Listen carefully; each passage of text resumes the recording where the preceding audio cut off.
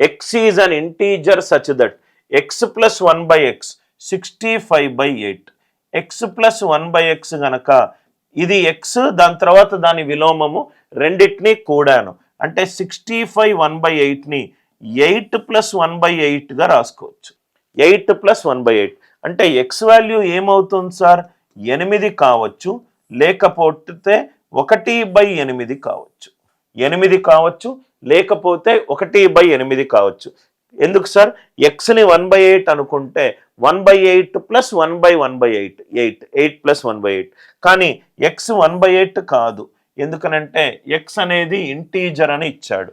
అంటే ఎక్స్ ఏ value substitute అవుతుంది? X equivalent to 8 మాత్రము, రైట్? ఒకటే ఒక వాల్యూ సాటిస్ఫై అవుతుంది. Value of X minus 1/x 8 minus 1/8. 8 8s are 64. 64 minus 1 63. అంటే ఈ క్వశ్చన్కి ఆన్సర్ ఏంటి? 63/8. అంటే ఈ క్వశ్చన్కి ఆన్సర్ ఏంటి? 63/8. అందరికీ లాజిక్ క్లియర్గా అర్థమైందా? ఎక్స్ ప్లస్ 1/x అంటే 65/8. 65/8ని 8 ప్లస్ 1/8గా రాసుకోవచ్చు. అంటే ఎక్స్ వాల్యూ 8 కావచ్చు, 1/8 కావచ్చు.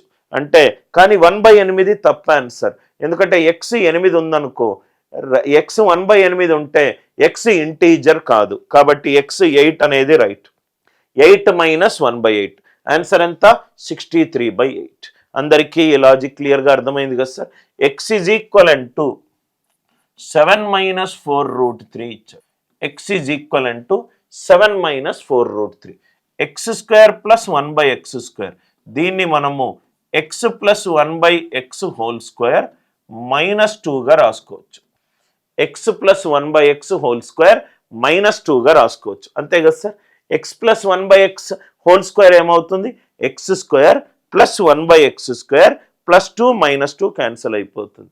అంటే ఎక్స్ ప్లస్ 1/xని కే అనుకుంటే k² మైనస్ 2.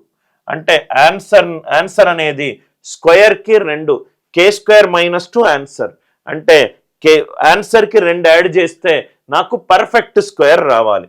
2 యాడ్ చేశాను అనుకోండి, 190 పర్ఫెక్ట్ స్క్వేర్ కాదు, 188 పర్ఫెక్ట్ స్క్వేర్ కాదు, 196 ప్లస్ 2 198 పర్ఫెక్ట్ స్క్వేర్ కాదు, 194కి 2 యాడ్ చేస్తే 196.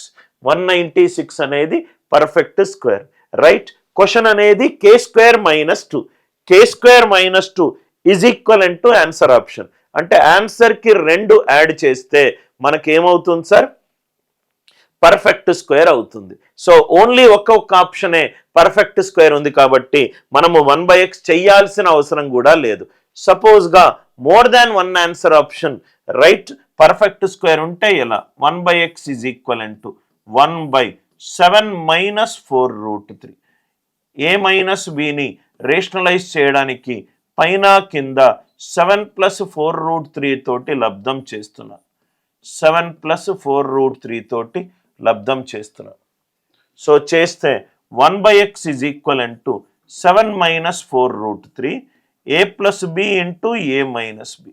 ఇదేమవుతుంది? a² minus b² 4√3 whole square. Are you all with me? అంటే ఇది 7 మైనస్ 4√3 49 మైనస్ 48. 49 మైనస్ 48 ఎంత? 1. అంటే ఆన్సర్ ఎంత? 1/x 7 minus 4√3. 7 మైనస్ 4√3 అంటే ఆన్సర్ ఏమవుతుంది sir? X plus 1/x whole square minus 2. X plus 1/x ఏమవుతుంది? 7 minus 4√3 plus 7 plus 4√3 whole square minus 2. Minus 4√3 plus 4√3 cancel అయిపోతే 14 square 196 minus 2. ఈ క్వశ్చన్కి ఆన్సర్ ఏంటి? 194. ఈ క్వశ్చన్కి ఆన్సర్ ఏంటి? 194. అందరికీ లాజిక్ క్లియర్గా అర్థమైంది అనుకుంటా. ఎక్స్ని 7 మైనస్ 4√3 అనుకుంటే 1/x ఏమవుతుంది? 7 ప్లస్ 4√3 అవుతుంది. X plus 1/x 7 minus 4√3 plus 7 plus 4√3 14 square ఏమో 196, 2 సబ్ట్రాక్ట్ చేసుకుంటే 194. Logic clear? ఇదేమో ఇది రైట్ డైరెక్ట్గా ఆన్సర్ ఆప్షన్ ఎలిమినేషన్ అప్రోచ్, ఇదేమో ట్రెడిషనల్ ఆల్జీబ్రియాకు way of solving. Method 1, method 2. అందరికీ ఇది క్లియర్ కదా sir? 25th.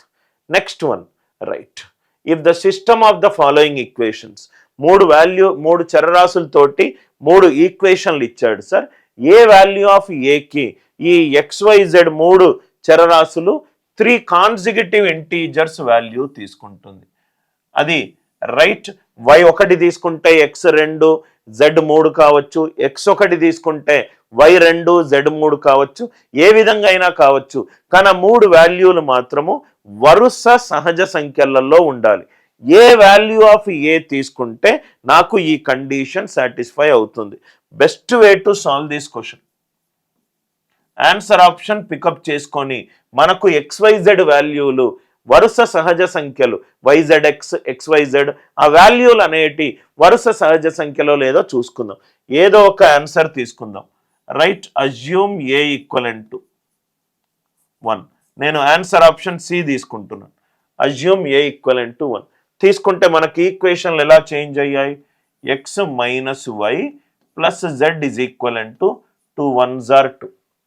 Second equation x plus 4y minus 2z is equivalent to 3 into 4 minus A. 4 minus 1 ఎంత? 3. 3 3s are ఎంత? 9. 3 3s are ఎంత? 9.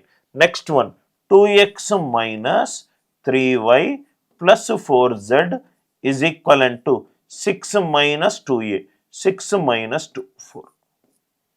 6 minus 2 4 అంటే ఇప్పుడు మనకు ఏం చేద్దామంటే x minus Y plus Z ఎంత అయింది value? 2. x plus 4y minus 2z ఎంత అయింది సార్? 9. దీనిని లెఫ్ట్ హ్యాండ్ సైడ్ 2 తోటి లబ్ధం చేస్తున్నాను, దీనిని కూడా రైట్ హ్యాండ్ సైడ్ 2 తోటి లబ్ధం చేస్తున్నాను. Left hand side 2, right hand side 2. ఎందుకు సార్ చేస్తున్నానంటే కూడితే మనకు ఒక వాల్యూ ఎలిమినేట్ అవుతుంది సార్. 2z మైనస్ 2z ఈ 2 పోతున్నాయి. 2x plus x 3x, 4y minus 2y ఇది ప్లస్ 2y. 4 ప్లస్ 9 ఎంత? 13. 4 ప్లస్ 9 ఎంత? 13. సో మనకు 3x plus 2y is equivalent to 13 వచ్చింది. దాని తర్వాత ఇక్కడ మనము ఇక్కడ చూస్తే సార్ ఇక్కడ XYZ ఏమన్నాడు? రైట్ 3 కాన్సిక్యూటివ్ ఇంటీజర్స్ అన్నాడు. సో XYలు ఏ వాల్యూలు సబ్స్టిట్యూట్ అవుతుందో చూసుకుందాం. x గనక y 1 అయింది అనుకోండి, y 5 అవుతుంది. 3 ప్లస్ 10 13. x గనక 2 అయింది అనుకోండి, రైట్ ఇది కావట్లేదు. x గనక 3 అయింది అనుకోండి, 3 3s are 9 అంటే y వాల్యూ 2. అంటే నాకు x వాల్యూ 3 వచ్చింది, y వాల్యూ 2 వచ్చింది. z వాల్యూ అక్కడ కనుక్కుందాం సార్. సబ్స్టిట్యూట్ చేసుకుంటే 3 minus 2 plus z is equivalent to 2. z is equivalent to 1. అంటే నాకు 1 2 3 వరుస సంఖ్యలు వచ్చాయి. కానీ వచ్చిన తర్వాత ఈ వాల్యూలు అనేటి ఈ 2 ఈక్వేషన్స్ని కూడా సాటిస్ఫై చెయ్యాలి. అవుతుందా లేదా చూద్దాం.